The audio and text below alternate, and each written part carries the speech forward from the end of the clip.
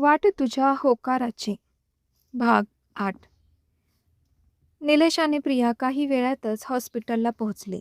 अभय आणि गणेश केबिनमध्ये बसून काम करत होते, तर रजत ग्राउंडवर गेला होता. प्रिया आणि निलेश थेट केबिनमध्ये शिरले.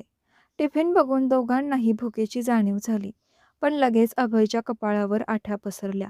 थेट प्रियाकडे नजर टाकत, तुला काय गरज होती यायची? एकदा सांगितलेलं कळत नाही का? माझ्या बोलण्याची काही किंमत आहे की नाही? गरजलाच अभय प्रियावर. भाई, भाईला कळलं तर कानाखाली द्यायचा तो. आधीच एवढं काम आणि त्यातल्या त्यात प्रियाने अजून त्याचा राग वाढवला. गणेश मात्र त्याला शांत करण्याचा प्रयत्न करत होता, तर निलेश गप्प उभा होता. त्याला आधीच माहीत होतं तिला बघून तो असंच काही करेल. प्रियाला देखील जाणीव होती ओरडा बसणार म्हणून. तीही खाली मान घालून ऐकत होती सर्व. पण डोळ्यात अश्रू जमले होते. तो ओरडत होता आणि तिचे डोळे भरून वाहत होते. पण काय करणार, प्रेम होतं तिचं आणि त्याला बघायची इच्छा देखील. आयती संधी भेटली होती म्हणून मग मागचा पुढचा विचार न करता ती निलेश सोबत निघून आली होती. तो शांत झाला तसा तिने तोंडून एकच शब्द काढला. सॉरी भाई, चुकलं माझं. यापुढे तुझ्या परवानगीशिवाय नाही जाणार कुठेच. बघता बघता डोळ्यातील अश्रू गालावर आले. ती बाहेर निघून जाणार तर त्याने थांबवलं. हात धरत तिला सोफ्यावर बसवलं. आपण तिच्यावर उगाच ओरडलो ही जाणीव होताच त्याने तिचे अश्रू पुसले आणि एका हाताने कान धरत सॉरी म्हणाला. तिनेही मान हलवत एक छान स्माईल दिली. गणेश आणि निलेश देखील तिच्या आजूबाजूला बसले आणि चौघांनी एकमेकांना ग्रुप हग केलं. बघ, तुला आधीच सांगितलं, उगाच ओरडा बसणार म्हणून, पण तू ऐकत नव्हती. तिने निलेशला देखील सॉरी म्हटलं. दीदी, सॉरी नको म्हणू. फक्त एक आईस्क्रीम घरी जाताना. तिनेही होकार दिला. प्रिया, मी तुझा भाऊ आहे. मलाही तुझ्या चांगल्या आणि वाईटाचं कळतं. तू एकदा केला प्रयत्न, पण काही उपयोग झाला का? मला नाही वाटत माझ्या बहिणीने असं कोणासाठी तरी विचार करून नेहमी दुःखी व्हावं. दुसरा भाऊ असता तर मान्य देखील केलं नसतं. तुझ्या प्रेमासाठी मी कायम तुझी साथ दिली, पण आता तू आयुष्यात पुढे जावं असं मला वाटतं. तुझ्यासाठी एवढे दिवस मी घरच्यांना सांगत आलोय ना, योग्य वेळ आल्यावर लग्न करा म्हणून. आता ती वेळ आली असं तुला नाही का वाटत? प्रेम निस्वार्थी असतं गं. तू कधीच त्याच्याकडून अपेक्षा केल्या नाही, म्हणून मग त्याने नकार दिल्यावर देखील तू स्वतःला खंबीर ठेवलं. पण आता तू घरचे बोलत असतील तसंच कर, कारण तो निर्णय बदलेल असं तरी मला नाही वाटत. तिनेही होकार दिला. काही वेळात निलेश आणि प्रिया जायला निघाली. इकडे प्रिया दाराबाहेर पडली आणि रजत आत शिरताना दोघांची नजरानजर झाली. पण आज मात्र त्याला प्रियाचे डोळे पाणावलेले दिसले आणि ओळखायला वेळ लागला नाही की रडली आहे. आणि याचं कारण देखील त्याला चांगलंच माहीत होतं. अभय सर्व बघत होता. रजत आत येत त्याने दार बंद करून सरळ अभयकडे बघत बोलायला सुरुवात केली. अभया, काय हे? तू आता ओरडला का तिच्यावर? तिच्यावर कोणावर? अभयने उलट त्यालाच प्रश्न केला. यार अभ्या, नको मस्करी करू. आता तू प्रियावर ओरडला का? रडत गेली ना ती? एक मिनिट, ती माझी बहीण आहे. मी ओरडेल नाही तर मारेल तिला. तो माझा प्रश्न आहे, तू का मध्ये पडतो? माझी बहीण आहे ती, तिच्यासोबत कसं वागायचं तू मला नको सांगू. घरचे तिच्या लग्नाचं बघताय. येत्या रविवारी मुलगा बघायला येणार आहे. ती अशीच एकतर्फी प्रेमाचा विचार करत राहिली तर तिचं पुढील आयुष्य पणाला लागेल. हीच वेळ योग्य आहे तिच्यासाठी सर्व विसरून पुढे जायची. तू तुझा निर्णय घेतला, मग तिने नको स्वतःचा विचार करायला? अभय बोलला. त्यातला एकूण एक शब्द रजतला पटला होता. आणि आता ती कायमची दुसऱ्या कोणाची होणार या एका गोष्टीने त्याचं मन रडायला लागलं. तिथे सोफ्यावर बसत त्याने आपल्या दोन्ही हाताने डोकं धरत डोळे मिटले आणि त्या मिटलेल्या डोळ्यातून मात्र अश्रू बाहेर पडायला सुरुवात झाली. अभयने लगेच निलेशला कॉल करत बाहेरच गार्डनमध्ये काही वेळ बस तिला घेऊन म्हणून सांगितलं. त्यानेही होकार देत प्रियाला ओढतच गार्डनमध्ये घेऊन आला. "नीला, घरी चल. इथे टाइमपास केला तर भाई अजूनच ओरडेल. तू बस इथे. मला जरा एक कॉल आलाय अर्जंट," म्हणत तो थोडा बाजूला निघून गेला. अभयने पाण्याचा ग्लास उचलत रजत पुढे धरला. "सॉरी, सॉरी, सॉरी यार. मी तुझ्याशी असं नव्हतं बोलायला पाहिजे. चुकलं. माझं पण काय करू तिला आणि तुला दोघांनाही असं नाही बघू शकत मी." तुझा नकार तिने स्वीकारला, पण प्रेम अजूनही आहे. अशातच ती दुसऱ्या कोणाचा विचार करेल तरी फक्त आमच्यासाठी. पण तिचं सुख फक्त तुझ्यात आहे.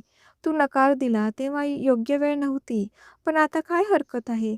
त्यानेही डोळे पुसत अभयला मिठी मारली. अभया, मला मान्य आहे ही योग्य वेळ आहे, पण आता मला भीती वाटते. ती मला नकार तर देणार नाही ना? जा, थांबवून ठेवल मी तिला.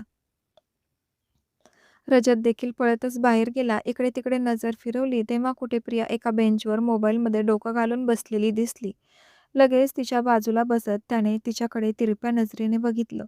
ती लगेच उठून जाणार तर त्याने हात धरला. संडेला रीतसर मागणी घालायला येतो. वाट बघणार ना माझी? तिने काहीही उत्तर न देता आपला हात सोडवला आणि निघून गेली. तो मात्र नाराज झाला. यार काय मुलगी आहे. मी आता स्वतःहून आले तर न बोलता निघून गेली. हो देखील बोलली नाही. तिला नाही का आवडलं माझं असं हात धरणं? हो नाही बोलली तर काय झालं? नाही पण बोलली नाही ना ती. म्हणजे तिच्या मनात अजूनही मीच आहे. स्वतःशीच बोलत मनात खुश होत तो आत निघून गेला. इकडे प्रियाला आलेलं बघून निलेशने देखील गाडी काढली आणि दोघेही घरी निघून गेले. केबिनमध्ये बसून गणेश आणि अभय त्या दोघांनाच बघत होते. बाई तू खोटा का बोलला की तिला बघायला पाहुणे येणार म्हणून? गणेशने दूरवर नजर टाकत अभयला विचारलं. मागून रजत नुकताच केबिनमध्ये परतला होता. गणेशने विचारताच त्याने लगेच उत्तर दिलं. माझ्यासारख्या बेअक्कलला अक्कल यावी म्हणून. आता तिघेही हसायला लागले. प्रिया घरी येत सरळ आपल्या खोलीत निघून गेली. अभयचं आता कामात मन लागेना. नुसताच राहीचा विचार करत होता. नंबर तर गणेशने तिचा त्याला दिलाच होता. म्हणून मग लगेच फोन हाती घेत त्याने ओपन करत तो सेव्ह करून घेतला. लगेच नंबर डायल करत फोन कानाला लावला. राही आपल्या खोलीत बसून सहजच मोबाईल बघत असताना तिने फोन उचलला. हॅलो. तिचा तो गोड आवाज ऐकून अभयने डोळे मिटले. दिवसभराचा थकवा तिच्या एका प्रेमाळ आवाजाने नाहीसा झाला होता. हॅलो स्वीटू, अभय बोलतोय. माझा नंबर आहे हा. आधी सेव्ह कर. आणि हो वाट बघू नको. मी आज हॉस्पिटललाच थांबणार आहे. बाय. Good night. ती काही रिॲक्ट करणार त्याआधीच त्याने फोन कट केला. ती मात्र नुसतीच आता काय घडलं याचा विचार करत होती. मात्र नकळतपणे चेहऱ्यावर आनंद पसरला. त्याच्या एवढ्या प्रेमाने हाक मारणं तिला खूपच आवडलं होतं.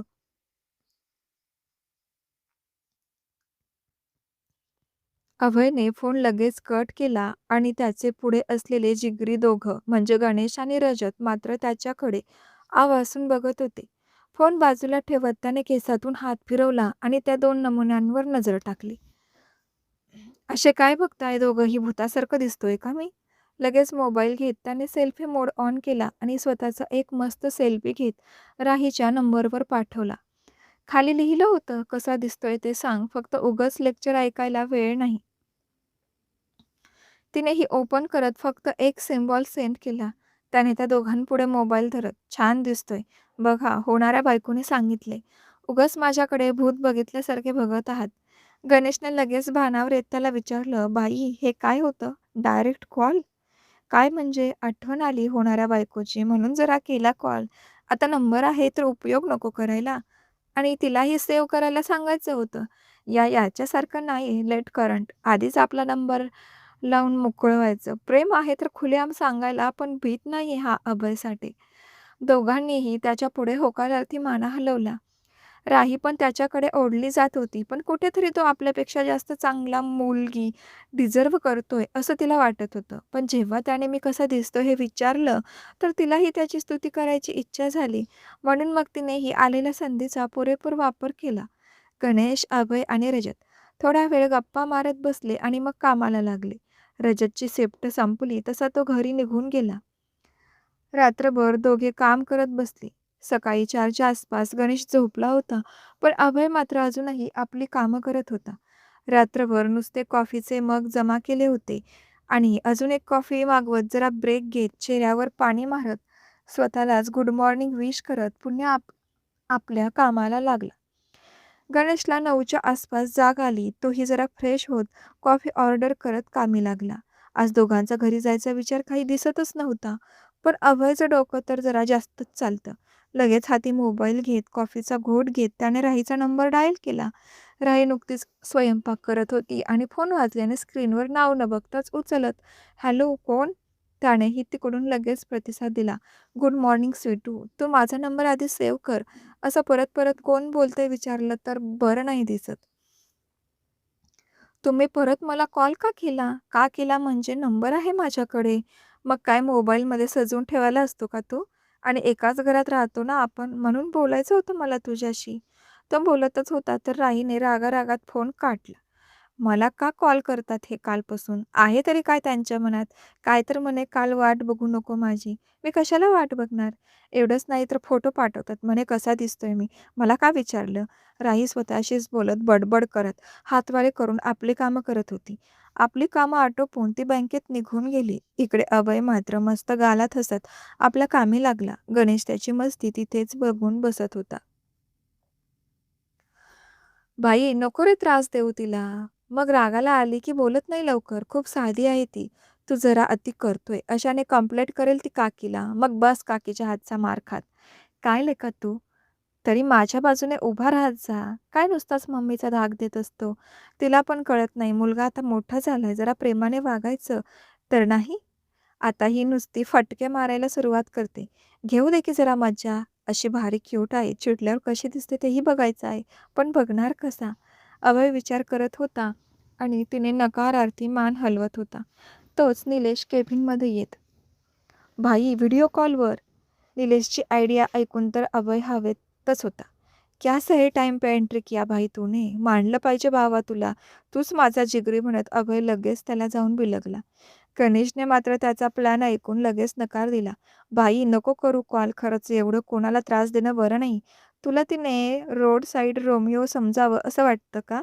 अभयने देखील आता जरा विचार करत, "बरोबर बोलतोय तू. असू दे. दुसरा कोणता प्लॅन शोधू." निलेशने त्या दोघांसाठी नाश्ता आणला होता. दोघांनीही ताव मारत गणेश आपल्या डिपार्टमेंटला निघून गेला. निलेश घरी आणि अभय अजूनही कामात मग्न झाला. दुपारी 12च्या आसपास एक राउंड मारत थोडंफार उरलेलं काम उरकलं. गणेश देखील आला होता. त्यांचे पेशंट आणि बाकी सर्व बघून दोघेही घरी जायला निघाले. घरी जात फ्रेश होऊन अभय आणि गणेश जेवण करत जरा आराम करून पुन्हा हॉस्पिटलला जायला निघाले. 6 वाजले होते. आज कार न नेता बुलेट काढली होती. गणेश चालवत होता आणि अभय मागे बसून गप्पा मारत होता. मध्येच सिग्नल बंद असल्याने गाडी एका ठिकाणी थांबली आणि अभयचं लक्ष पुढे गेलं. राही नुसतीच बँकेतून बाहेर येताना दिसली. आपल्या कोणत्या कलीगसोबत हसत येत होती आणि तोही जरा जास्तच तिच्या शोल्डरवर मस्तीमध्ये हात ठेवत होता. हे सर्व बघून मात्र अभय लगेच नाराज झाला. गणेशने त्याच्या नजरेच्या दिशेने बघत, "भाई, राही दीदी तशी नाही. माहीत आहे मला. गेले 4 वर्षे एकटी आहे. म्हणजे नक्कीच ती त्याच्यासारख्या चंपूला पटणार नाही. पण मला असं वाटतं डॉक्टरी न करता जर का अकाउंटिंग शिकलो असतो, तर तिच्यासोबत गप्पा मारायला भेटल्या असत्या." गणेशने लगेच, "भाई, तुझं काही नाही होऊ शकत. आणि त्याला चंपू काय बोलतो? भारीच आहे. बघ तोही बघायला. आणि न आवडण्यासारखं काय आहे? वरून फील्ड देखील सेम. ये गप रे. त्याच्या कितीतरी पटीने मी हँडसम दिसतो. आणि काय रे नेहमीच माझ्या विरुद्ध दिशेने असतं तू? माझं सुख बघवत नाही का तुला? सॉरी भाई, तू सर्वात भारी. बाकी सब भिकारी. ये हुई ना बात." दोघेही गप्पा मारत हॉस्पिटलला निघून गेले. रात्रभर काम करत पुन्हा दुसऱ्या दिवशी देखील तोच रुटीन फॉलो करत त्यांचं काम सुरू होतं. आज अभयच्या आईने राहीच्या मावशीला कॉल करत घरी बोलावलं होतं. काम काय ते फोनवरच सांगितलं होतं. राहीच्या भावालाही बोलून काय ते ठरवा आणि कळवा म्हणून सांगत फोन ठेवला. तिच्या मावशीने आनंदाने मयूर, राहीचा भाऊ, कॉल करत सर्व सांगितलं. तोही आनंदी झाला. आपल्या बहिणीचा सुखी संसार असावा असं त्यालाही नेहमी वाटायचं.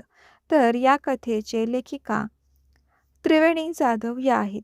कथा आवडली असेल तर लाईक करा, शेअर करा. चॅनलवर नवीन असाल तर सबस्क्राईब करा.